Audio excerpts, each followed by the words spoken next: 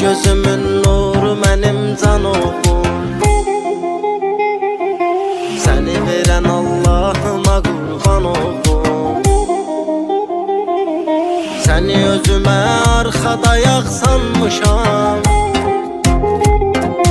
Tək oğluma güvənib arxalanmışam.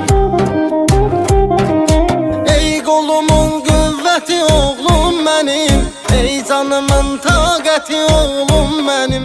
Sən qürur yerim, sən iftixarımsan, sən ömrümün zinəti oğlum mənim. Ey qolumun qüvvəti oğlum mənim, ey canımın taqəti oğlum mənim. Sən qürur yerim, sən iftixarımsan, sən ömrümün zinəti oğlum mənim.